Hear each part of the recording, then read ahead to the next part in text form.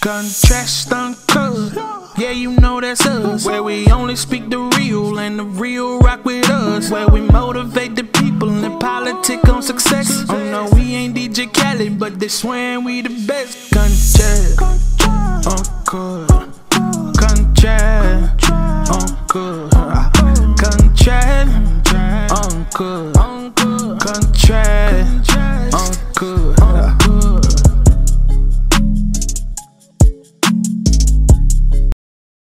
What's happening? It's Contrast Uncut. It's season 4, episode 5. Man, big shout outs to Uncle Snoop's Army and Bobby D Presents. I appreciate you, brothers. It's your host, Zylo, aka DJ Juan Dollars, like I won some money.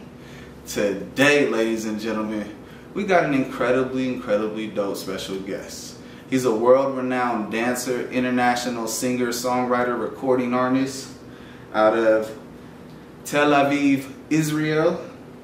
This brother is just, one of them special talents of hard work, dedication, and just resemblance of just, if you put your heart, you put your energy towards something, you're going to get results. You may have seen him on So You Think You Can Dance, season 12. You may have seen him, he was the winner of Big Brother VIP Israel, Ninja Israel, Total Madness, just to name a few of the shows that this brother has been on. His music is incredible. His voice is like, it gives you the spirit because he has vocal tones that are just amazing. You may not understand some of the stuff he's saying because sometimes he crosses in them bars that are English, but a majority of the time he speaks in his native tongue, and boy, it just has you in just the spirit because of just the power of what he's saying and how he's delivering those pockets, those channels. Man, if you don't know who I have on the show by now, it's all good. We got all episode to chop it up with Asaf. How you doing, brother? Good to see you, brother. Oh yeah, it's COVID time. It's a COVID time. Give you the elbow. Man, speaking of COVID time, man, quarantine creativities, man. What you been up to, bro? What's a day in the life? 24 hours with you, brother? Honestly, I've been all day on the MacBook just creating music, producing my stuff. I released an album actually while I was in quarantine. And in Israel, everything in English with my boy Zylo back in Israel. I definitely had to do it and had to fill up my time. I recorded even a music video in my place. Then I moved to another place. I did a lot of things though. I try to be creative, Someone, as my friend said to me back then, shout out to Justin Alomar, BX from the Bronx, who said that he said, someone's gonna make $1 million in this quarantine. Is it gonna be you? Is it gonna be someone else? Someone's gonna be a millionaire out of this quarantine. So just gotta be creative. I agree with your brother. Because I tell you this, if you put yourself in a box with everybody else as they want you to, you're going to stay in that box and depend on everything in that box. Right. For the people that get out the box and make something of their time, because it's the same 24 hours, those are the people that are going to get real huge results. And, we've been in a time that, if you really press the issue and make something happen, you get results. Like, it's amazing. God is amazing. It is, man. It is. You gotta push. I got to tell you now, time's the most finite thing we have on this earth, brother. So I got to make sure I tell you, I appreciate your time. I appreciate you coming on the show, fucking with the listeners, the viewers, and, rocking with us, man. Of course, my pleasure. We got a lengthy little show for you, man. Oh, thank you. God bless you for doing this. I think it's very necessary and important, especially in those times where a lot of people gotta get this inspiration, they have to listen and to know the stories behind the artist. And yes. I think it's very necessary. Absolutely. So God bless you, of course. There's so many people that are intricate, whether, for in this brother's instance, he's able to transition in and out of different roles, whether he's dancing for somebody choreography or if he's dancing for himself and singing and, adding those triple threats of elements of being an artist and a singer and a performer. Those things are, at a high demand right now, and he's been delivering for years with 34,000 plus subscribers on YouTube, with millions and millions of views on videos. Thank you. I see why people are hooked. Like, it didn't take much. I remember you from So You Think You Can Dance. To be very honest, my wife watches the show. And so shout out to my wife, because I was a little prepared for this, because we used to watch you hit them moves, but you be gigging, bro. You be busting, bro. Like, and you came in wild as hell and stole everyone's like attention from the beginning. Thank you. And so, you know, I just want to make sure I give you your props on that from the beginning, brother, because that was an incredible opportunity to go fast forward 5 years later. Thank you. And here we are. Dang, the universe is amazing, man. God is amazing. Yes, sir. It's connecting us all together. Come on, come on. I have a lot to say about those reality shows that I'm doing, but yeah, let's move forward with that. I got a quote. We gonna dig into reality, because this is real TV, bro. It's, you know, this ain't for nothing that you gonna not hear. This is for something that you gonna hear. Oh yeah. I got a quote. You gotta dance like there's nobody watching, love like you'll never be hurt, sing like there's nobody listening, and live like it's heaven on earth. William Perky. What does that quote say to you? What does that mean to you? Basically, you should not give any single fuck about what anyone thinks in any road of your life, especially in art.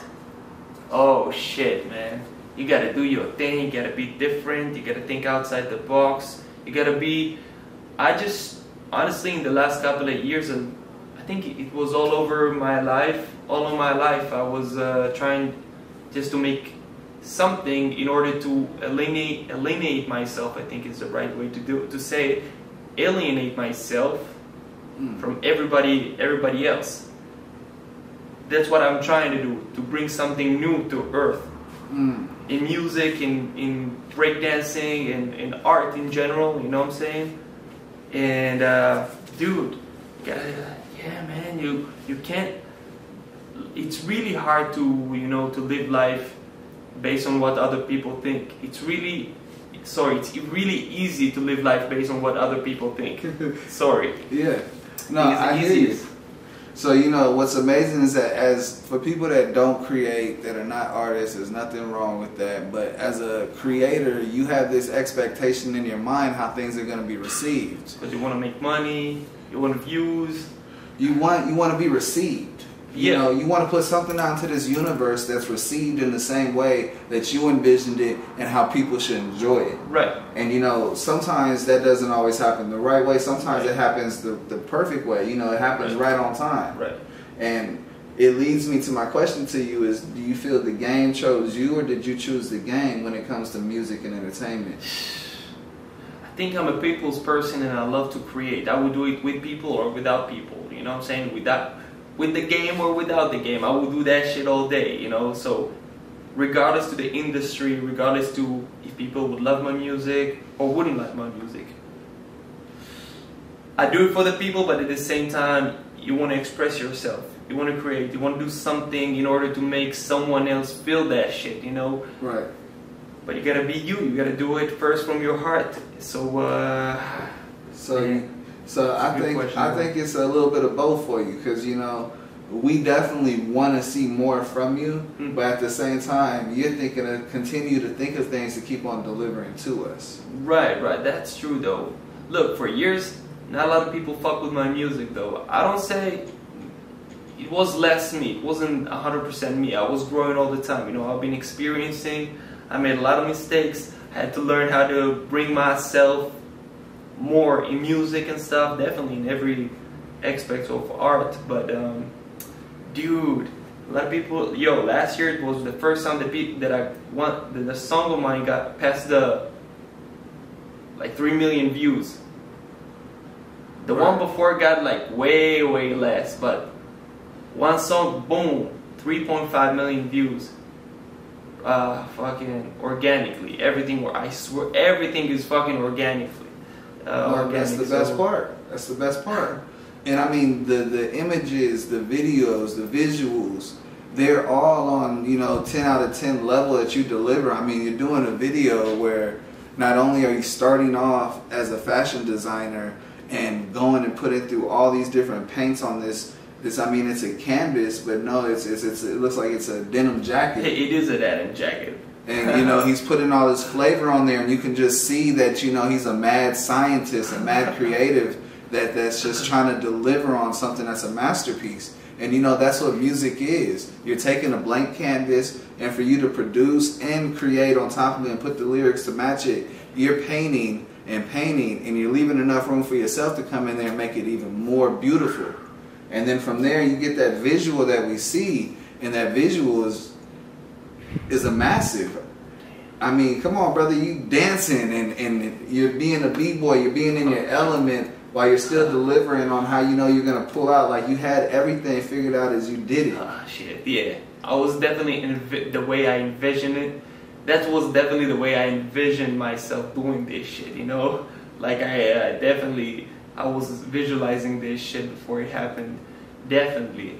Oh, I think it's very important to visualize. Manifest shit before it happens. I think because the situation in the world is so tough these days, or in general, I feel like a lot of people are afraid to dream, you know? We feel like we're locked. We feel like we're stuck in, just because we're stuck in one place, we cannot dream big. Dude, America is closed right now. It's closed for visitors, tourists and stuff. I just came back from Israel like 2 weeks ago. Find your way. Find a way. Come out, like, go from the window. And if I don't know, if you're trying to, you know, open the door, break the fucking door.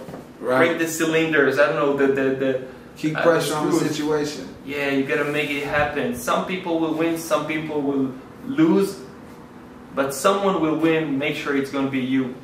So when was your first confirmation that, you know, entertainment, music, this is what you're supposed to do with your life? You know, being on TV, what was that moment that you're like, you know what, I'm gonna continue doing this and I don't care what no one tells me? I think the moment that I didn't really have like money for food, to rent a place, and I just lived in the car for like 6 months here in LA in the Office Depot parking lot back in downtown LA, and I was just writing music and like listening to listening to my I used to put that type of beat, and I was used to write lyrics and practicing, taking vocal lessons on YouTube.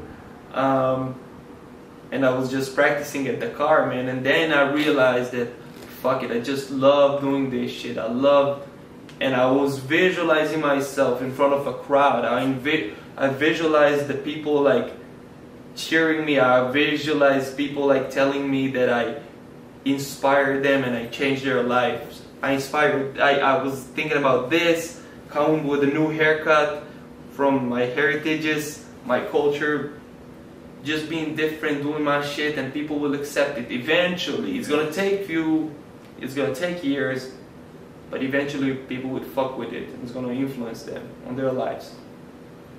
No, that's amazing, brother. Who do we owe the thank you to for investing into your career and, you know, making it so that you can have it in your mind that you can do it? Who's that one person that said, you know, you're doing this or I see this in you, and they invested into you? Shit, man. For a lot of years, nobody said to me anything. Actually, I just told my girlfriend, she back in Israel, shout out to my girlfriend, Mayan, I love you, mama. So, I just told her, she told me that she believes in me. And I told her, oh shit, for so many years, nobody said this to me. Nobody believed in me. Dude, because I was kind of weird and I was weird with my craft, I'll be honest. Sometimes it was too different. The things that I didn't even release to the world was too fucking weird and different and low quality and not 100% good. While you have those musicians and rappers who put in like so much effort, money for promotion, world star hip hop, all this bling bling, they got their crew in the back. Like, you know, people do shit with a lot of intention and a lot of sources. Right. And I'm like doing shit by myself, kind of like doing shit like a pirate. You know what I'm saying? Just by myself. Well, I mean, you're getting it out the mud. You're getting it from the bottom and you're working your way through. It's, you know. Yeah. I want to go into, what age did you come from Israel to LA, to America? I moved here at the age of 20. I'm 29 right now. I came here at the age of 23. Whew. But I've been here a couple of times for breakdancing competitions before. I did some workshops over here. But the thing is, I fell in love with LA, man. The thing is, the story is like, I was traveling a lot around the world, competing in breakdancing, hip hop competitions and shit like that, dude. And I did a reality show in Israel, which is like Jersey Shore and shit like that. You know that some sort of. It didn't blow up. People knew me from that show back in Israel when I was like 22. I didn't get recognition. People said that I'm trash, that I'm a reality, like I didn't get the respect. People try to put me down in Israel. Nobody really took, like, pointed my kind of talent or the hard work that I put into dancing and music back then in Israel. So I was like, fuck it, I'll go all in. I'm gonna pursue my dreams in LA. Big dream, you know. Right. To my Land family, of opportunity. to myself. Yeah. Yeah, man. 6 years. Wow. That's amazing. That is truly amazing. So what were some of the challenges you had to face trying to learn English? And, you know, because as I stated in the beginning of the intro, you're able to spit those bars. I mean, you speak fluid for 6 years. I couldn't imagine. Shit. I could imagine being thrown in Israel trying to learn Hebrew and just, I can't imagine, like 6 years. It's a hard language. Or, you know, even going to China and trying to learn Mandarin. Yeah, bruh, come on. Like, English is, but then again, people say English is the hardest language because we have 10 different layers of slang. Ooh. It depends on what side of, you know, region you're in. There's all types of different sayings, and there's, you know, old school sayings, there's new kid sayings, and you have to adapt and catch on. So my question is, you know, how did you take the approach? Were you writing down like song lyrics and remembering song lyrics and then watching videos so that you understood what it meant? Right. Like, what was your breakdown of learning? So I grew up, first of all, I grew up on like hip hop culture, black culture, you know, so I always listened to, you know, also to Eminem, Run DMC, you know, all those guys, NWA, he helped a lot. Of course, we grew up on American television, like Family Matters, different strokes. What you talking about, Willis? This one is it this one? Yeah. Oh shit. So yeah, like the Fresh Prince, it helped a lot. To be in America, to come here was always a big dream for me. But I knew in order to make music in English, I had to, you know, at least to be understandable, and more than that, to understand myself and to bring myself and my real self, as I can bring myself in Hebrew, to bring myself in lyrics in English. So I knew that in order to do it, I need to learn really better English.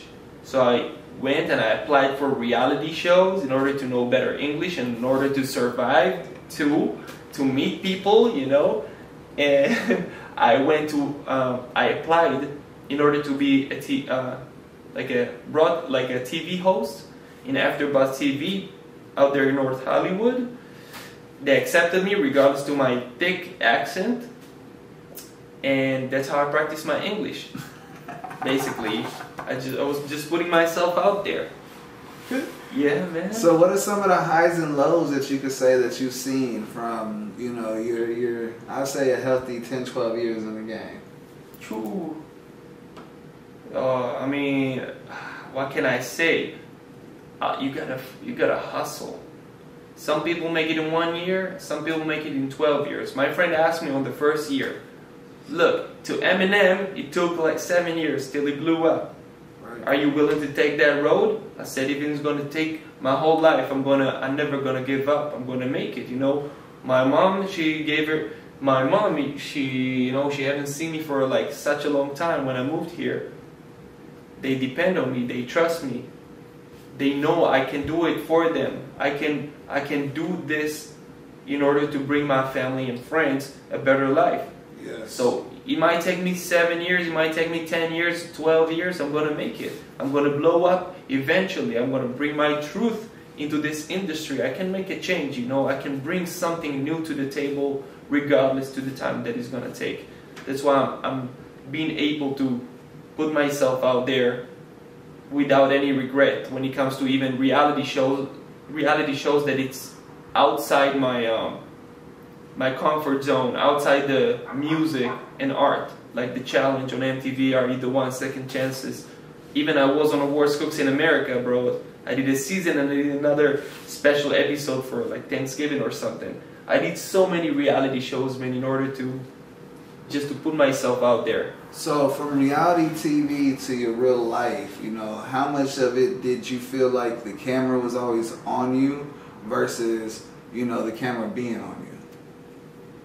Oh, what does it mean? Like if it like you know, did you go from like, you know, you going on camera and this is you all day long until when there's no camera, are you still feeling that pressure like the camera's still on you? Oh, I feel that I love the camera so much and I love life so much and I have so much passion for life that I'm just being myself all the time. You know what I'm saying? I'm just being myself, and when you're yourself, you're like the fucking best.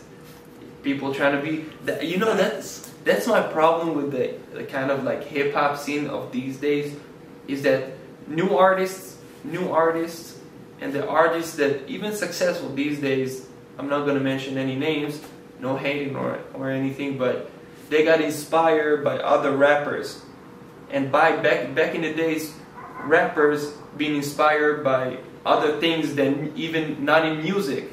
You know what I'm saying? Outside music, that was their inspiration.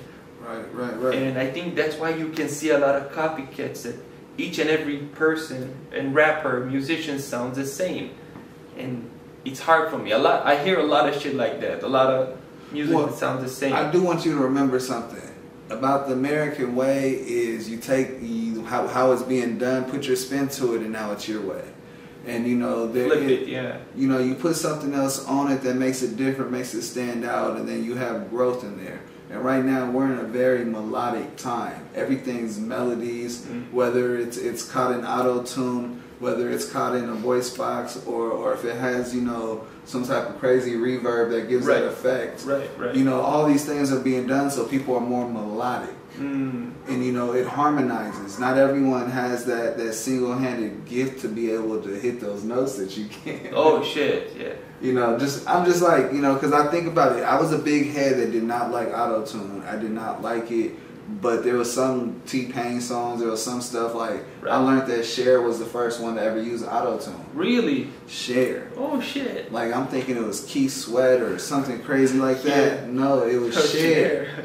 And so when I learned that, you know, it really broke my mind to understand that we can't be so beat up on what the world thinks what sounds good. We got to go with what we feel sounds good. I feel you with that. Because you had this incredible ability to make music that everyone thought you're different, but not realizing that's what the world needs. And so if it wasn't for people being different, using stuff like that, you know, we wouldn't have the elevation and the continued level up and growth that we face today. Right. And so, you know, always be open-minded, because you'll be surprised what something will do to your sound and elevate you. Oh, in reflection, something that you recognize you don't need to touch will also elevate you, because you don't sound like nothing else that's out. True. Gotta keep open mind. Yes. Who taught you how to dance and sing? Ah, man, YouTube. YouTube, bro. YouTube University. Bro, YouTube University. I YouTube everything. No college. I'm a high school dropout. Dancing. My mom, she's a dancing teacher, but I'm a b-boy, so I guess I always saw it in the house. You know what I'm saying? She was doing creating choreography in the living room, and I could just see her doing this all day long. And maybe it got into my subconscious, you know. So then that's what I did. And then also singing, what I'm thinking about is maybe from the culture in Israel, where you go to since you're like a kid, you go to the synagogue and you sing at the synagogue. That's what you get, maybe those melodies, kind of Middle Eastern vibes and shit like that in my music. And I guess maybe definitely from the culture, and definitely of YouTube. You know, a lot of people, if you don't know, if you grow up in Israel, you have to go to the military. Shit. And you know, it's crazy because when you go to the military in America, you can tell that they've been to the military. Oh really? Yeah. Oh my God, they tough. Like, it's not necessarily that they tough, but you can see, you know, the onion layer skin. You can see that, you know, whether it's battle wounds or they've been through something. You know, it's always a process because basic training, they got to go through some crazy shit. Oh shit, tell me about it. And I know that, you know, you guys have to learn Krav Maga. Oh, yeah. You guys have to learn some real badass shit to face people just to survive. Easy. And We do that. so it's amazing how you face all of that and you still keep such an amazing spirit, such great energy, and you're so light about life. Thank you. You know, when you're light about life, you see the light for everything. Ooh. Oh, I'm gonna take this one. Oh, there was a. I'm gonna use this one. I got something else I want to know that you could possibly use. When are we gonna start seeing virtual dance lessons from you? Ooh. When you gonna start showing people how you b-boy? When I seen that motherfucking move and you jumped up and you fucking tucked your head and flipped over. Oh shit, the dolphin with the shirt on. Yes. Shit. When I seen that, I've never seen anything in my life like that. My dude. Shit. Sometimes you gotta put your shirt on your face and just dive into your dreams. You know what I'm saying? Don't listen to anyone. Don't look right, don't look left. Just dive in. Yo, honestly, it's a good question because while it was a lockdown in Israel, like it was here, you know, it was a lockdown for a couple of days, and everyone got scared of the virus, the pandemic, and I actually filmed myself doing like dance lessons and like breakdancing, b-boy lessons online. I filmed it, I edited it, I got it. Oh, I got my voice over it. It's ready. But then I saw that it's taking so much time of music, and I just want to fucking sit on the computer and just create beats and like just create music, which is more powerful for me. So I was just putting dance lessons on the side. I know it's part of the hustle, but at the same time, I was like, fuck it, I'm just gonna continue making music. It's all in the culture, brother. And you know, I feel you because you should be making the music that plays in the background of your lessons. The lessons, oh shit, that's true. You know, because now you have people not only hearing you and hearing your energy, but they're seeing you express your energy and learning how to express their energy. Right, but oof. And I feel that's something that, you know, we need to see. Like, you know, we need to have that thing out there. There's a few people that's markets that are out there, and I love it. But, you know, there needs to be that other level. Right. That's true, actually. So, what are your 3 greatest entertainment moments thus far? Ooh. The greatest when it comes to, like, stage and stuff like that? I mean, from, you know, being on reality TV to, you know, surviving on your shows to winning Big Brother, like, you know, what are some of what would you say your top 3 entertainment moments that you've had so far? I'll say the first one is just opening the Pride Weeks in Israel, like the gay Pride Weeks in Israel is probably the biggest in the world. It's a very open-minded country, so I got picked because I have so much friends from the LGBTQ community, much respect to all of them. I got picked to open it with some of my songs, to open the festivals with last year. I think it was like 50 or 60,000 people, maybe even more. Wow. Dude, I felt like an honor, and people see me as someone who combined religion. This is like very Jewish thing, by the way. This is like very Jewish thing, as you know. The only like the Orthodox people use, but I take it into the mainstream and I use it. So it's kind of a contradiction. And when people actually chose me to open the festival, I think it was the most amazing thing. One of the reasons that I'm not getting married right now back home in Israel with my girl is that we said both that we're not gonna marry in a place that doesn't let our gay friends and our lesbian friends or like LGBTQ friends to get married out there. Wow. So yeah, so just being, I'm sorry I'm going around with a lot of stories, but that's definitely one of the top ones, just being on this stage, man. It represents so many things that are important for me with my music, man, to bring that fucking fire and energy to people. That's definitely top, maybe number 1, bro. Second thing, winning Big Brother, man, in Israel, 2019. Yes. Dude, I was kind of broke, got no love from anyone, at least back in Israel. Got invited because I did Britney Spears music video back then, and I won a couple of shows here. Got invited to Big Brother in Israel, won it, and when I was the last one to, Big Brother is the biggest show in Israel, like the biggest. In every house in Israel, probably they watch it. I haven't been in Israel for such a long time. Being invited to Israel as a celebrity, as someone who did something in other countries, it was crazy so being able to win this show, to be the last one who leaves the house at the studios, when everybody's cheering you, I just knew that every house, every home in Israel is watching me and voted for me to win money, to win fame that I got. People actually woke up in the morning in order to see me. It was amazing.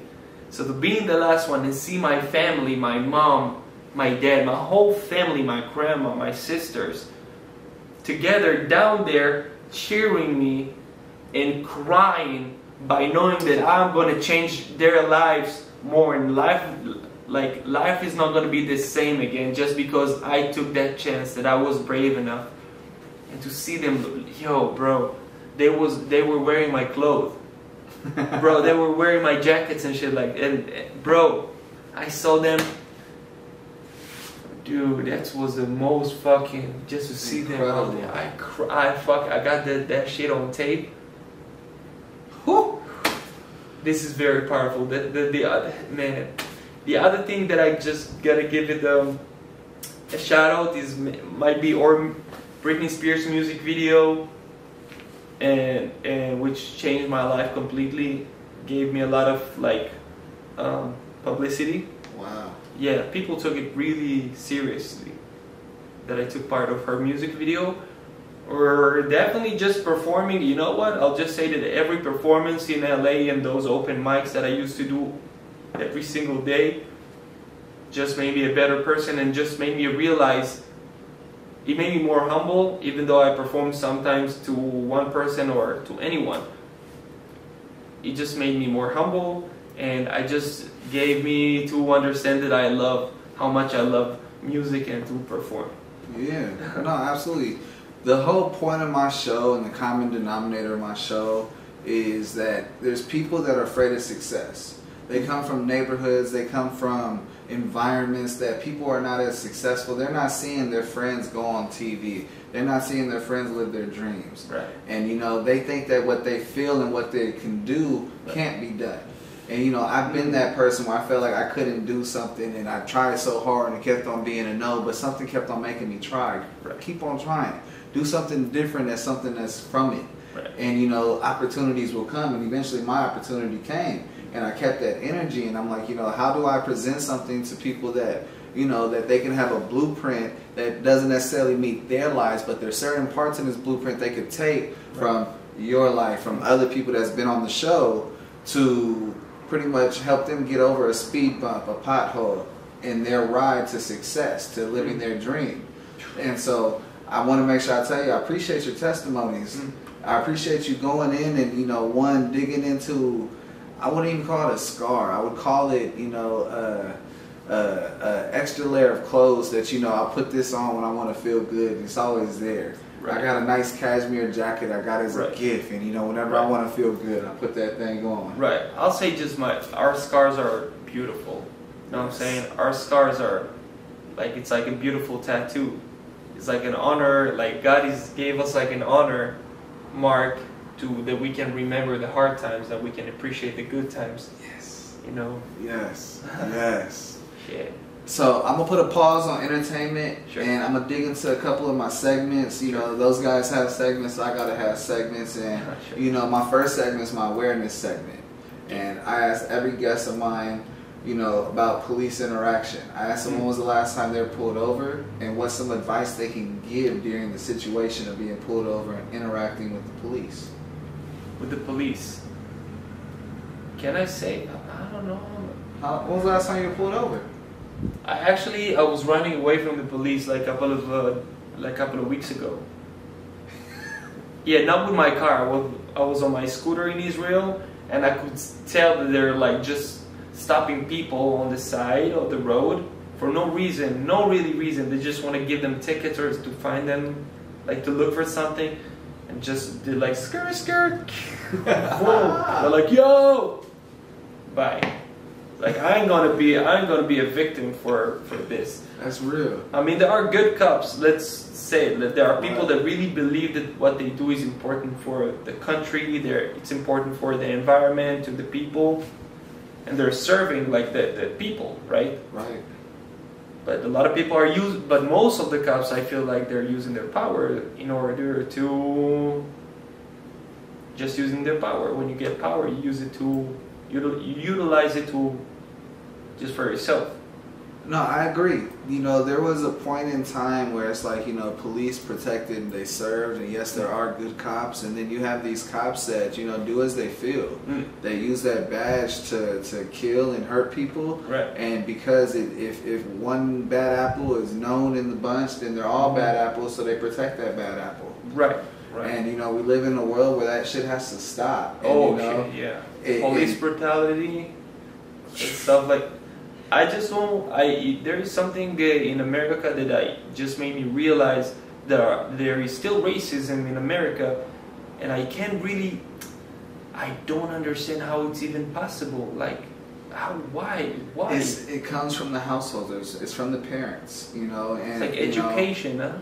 Yeah, I mean, it all goes back to the household. If this household views things a certain way, yeah, you know, that's all you're programmed. Yeah. And so you grow up, and then you're getting told the way you've been taught is wrong. Right. Then you have a problem. You have a meltdown. Then you got to make a choice. Right. And some people just don't have the ability to make the right choice. Because at the end of the day, what's right for everybody is to accept everybody. There's no difference between anybody, whether it's a color of skin, whether it's a handicap, anything. We all wake up, we sleep, we breathe, we piss, we shit, we eat. You know, there's so much to us that we do like everybody else. We all got 24 hours. 100%. And so, you know, we need to have more common ground of, you know, respecting one another and, you know, having more of a justice for this society, because they do so much and they ridicule so many, but they don't spend the time to reflect on what they're doing to themselves by making themselves known in that way. And, you know, you should make better choices. Maybe you have to replace the whole system of the police. You know what I'm saying? Maybe there's supposed to be a new agenda. Maybe the agenda is not like the ideology of the police is not right for this country. You know, I feel that if the police were held to the standard as civilians, you know, I've been seeing a lot and I've been saying a lot, you know, if we're out there and we fit a description, the police harass us. Right. So if they fit a description as a police officer that's brutally murdering people and, you know, shooting unarmed people, especially people with black and brown descent, you know, there has to be somewhere that they pay for that. Right. And I feel like, you know, my whole thing is that... Or you say they get paid in order to kill people. They go on a paid administrative leave when they shoot somebody. Whenever they use their gun, they're on paid administrative leave and sitting at their desk until it's reviewed, and then they either get to go back to work or they lose their job. But majority of the time, they keep their job. And they get paid the entire time. You know, they're gangsters. They get paid to wear a badge and do bad things. Yes, they do good things. Yes, they help people. But there's so many out there that do bad things and they're not held accountable.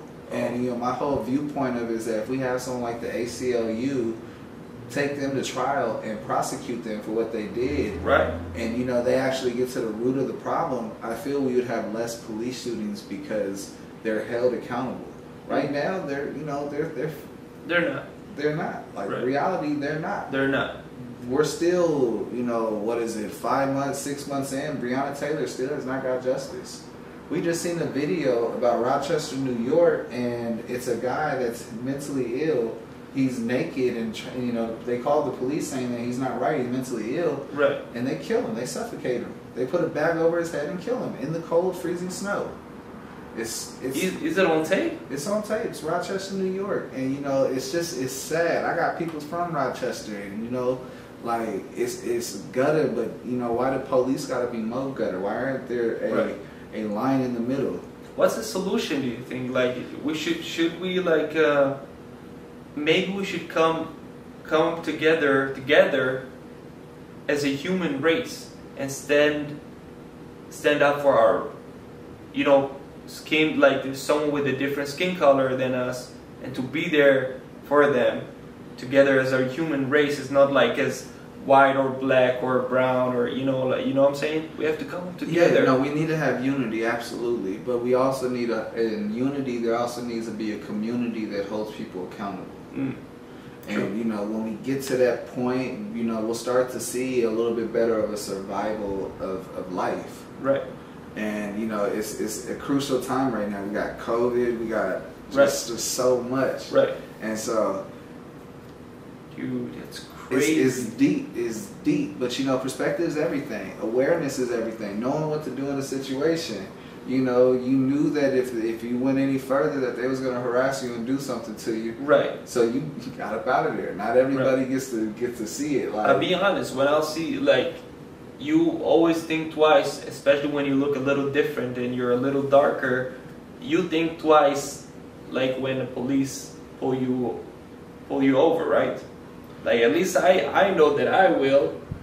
I'll be like, you don't know if to run away or to just be the most polite person you can ever be, you know, and just accept whatever is going to happen. Right. It just all depends. Like for me personally, if I feel like, you know, I just need to pull into this parking lot because I see the police get behind me and see if they're going to follow me, right, I'll turn or turn right onto a street just to see if they're going to follow me. Right, right. And, you know, it's unfortunate. Like, I grew up in bad neighborhoods so that, you know, what happens to us is PTSD. You know, we think it may happen again. So we want to be prepared for it. Right. How do you get prepared for it? Well, I want to be pulled over where I could be seen. Right. And so you start thinking differently, and you know that's a big reason why I added that awareness segment to the show, is because you have to start thinking more. You have to get out of the I want to be bad and tough and, you know, battle my respect. You got to put the pride to the side and, and you know, hit them where it hurts and take the time away from whatever they want to do.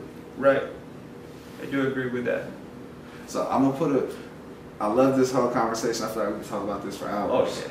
Fuck it. But I got my next segment, and you know, this is for the fans. It's called Impulse Q&A, and it's from a fan perspective. I got some impulse questions I got written down, and I want your impulse answer.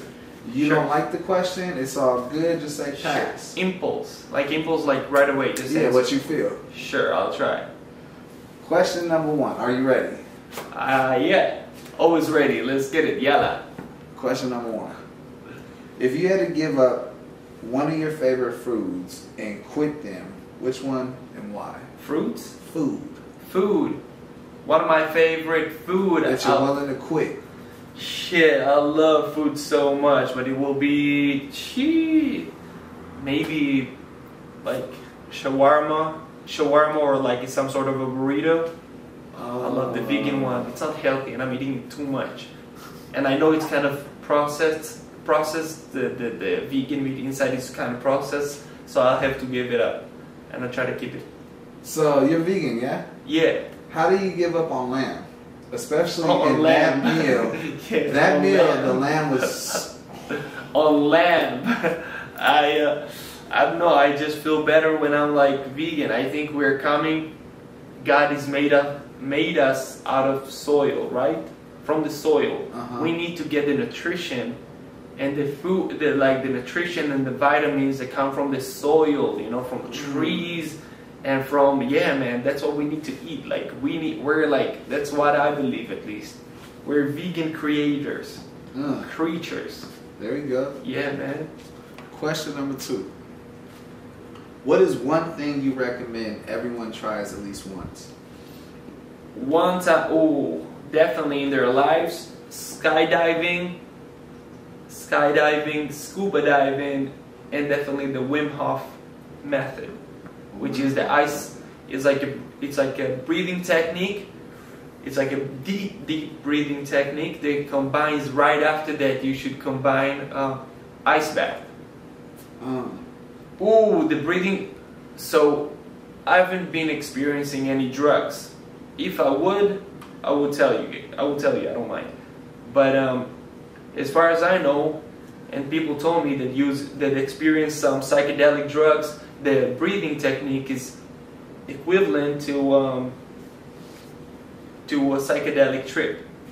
Oh wow. Yeah, it's open your there is DMT in your body and in your brain that is released. DMT is like the thing that is released when you are born and when you die. So you release it when you do the breathing technique of Wim Hof. Wow. Yeah, so you basically you get high on your own supply. So yeah, that's that natural high. Yes. Question number 3. What is something you hate but you wish you loved? Ooh, that's a good question. Let me think about it impulsively. There is something I hate. There are a lot of things, you know, that is part of the hustle that you gotta do in order to make shit happen. I don't like even to take cold showers in the morning. I don't like to jog. There are certain sports that I don't like to do. I don't like to all the time trying to convince people to check out my music. But I still do that shit because it's important for the career, for my career. It's important. I know that it's important to people to listen to my stuff, even though they don't think it's important for themselves. So there are a lot of things that I don't like to do, but you gotta dig deep, you know, and do the shit that you don't really like to do. So I don't really love running. I don't even love working out so much. I don't like to promote my music so much because it's a suffer sometimes. You gotta stay awake till fucking 6 a.m. and just send emails and messages and shit like that. There are a lot of things that I don't like to do, but I still do that. So I wish I would love to do also the things that I don't like to do. It's the process. It's hard to love the process when you're going through it. But you know, when you send out that one big email and they receive that and then they hit you back and you know they want to work with you, that's 1,000 no's to that one yes. Dude, fuck yeah. It is 1,000 no's. It is 1,000, literally 1,000 no's. To that one big yes that will help start to begin to change your life. And you notice I said begin. Because everything is leveling up. It's a process. You have to be humble and hungry through it all. Otherwise, the game will spit you up, spit you out, and leave you out to dry however you are. Right. So you survived my awareness segment. You survived my impulse Q&A as a reward. You know, let's run it up. Let's promote. Let's, you know, get the viewers to watch, tune in, whatever you want. You said a new album dropped during quarantine. Let the viewers know. Yo, there's a new album dropped while we were in quarantine called For the Kids. For the Kids. You should check it out. ASAF. Just look for Asaf, For the Kids. Check me out on IG. I'm not on TikTok. Probably I'm gonna be soon. Check me out on all platforms. He needs to get his ass on TikTok. Fuck yeah. Cause the way how he did. Come on, bro. You get streams from TikTok. Yeah. I know. Recently, I got one job from TikTok. I had one video on TikTok. No. The same way they count streams on YouTube, they play your song. Oh shit. They count it the same way on TikTok. That's what I'm telling you. Oh, Jason Derulo, I've heard he got huge again on like TikTok. Yeah, there's everybody, a lot of people. Oh shit. Let's get it, definitely. Absolutely, man. Make sure y'all post this brother album. The music goes absolutely insane. It is a full spiritual experience when you listen to this man's voice. Oh. Thank you. What would you be doing if you didn't do music and dance? Music, and I probably would be a soldier or something. Or like a drug dealer. He said, I'm going to live a crazy ass lifestyle, I'll tell you that. Crazy, probably, I don't know. Asaf, you notice my show is different, it's unique. I try to do things that make me different than those guys. They got segments over there, but I don't do segments like them. So, you know, gotta keep that same energy and close out. My viewers knows it's coming. I'm gonna hit you with it. Oh, definitely. You got any questions for me? I want to know what makes you keep going with those shows. You know, sometimes it's hard. Sometimes you got to do all these stuff by yourself. What makes you going? What is your fuel?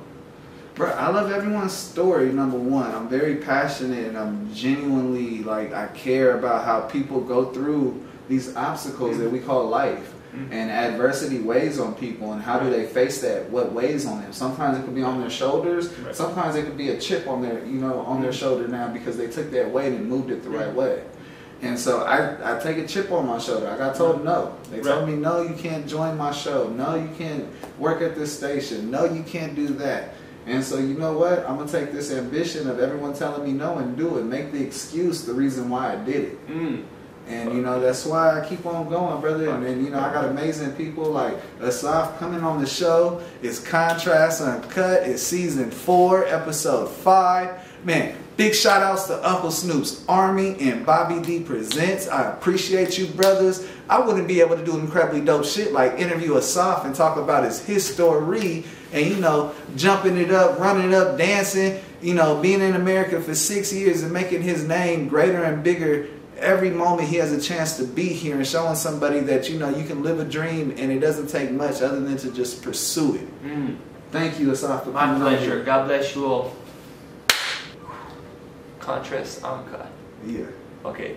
What's up, y'all? It's your boy Asaf out here, giving a big shout out to Contrast Uncut, giving a big shout out also to Uncle Snoop's Army and to Bobby D. Yes. Hip hop really taught me to give it all I got left. Wu-Tang taught us how to beat the projects and tell my story over beats and it could be a project. Look how it all begun. Bum skibbity bum. Yeah, grew up on that Nas, on that L, on that pun. Old so when I was young, crisscross make them jump. Battle rapping for respect, my nigga. This ain't what you want. Can I kick it when I'm rhyming? Be a legend through Ebonics. Was a sticker boy, felt like sticky. Right there you go. Another episode of Contrast Uncut. Make sure if you enjoyed it, you leave a comment below. You hit some like buttons. You hit some subscribe. You go ahead and hit share if you want to. Say something nice or say something you don't want to say at all. You're not going to hurt my feelings. Comment below.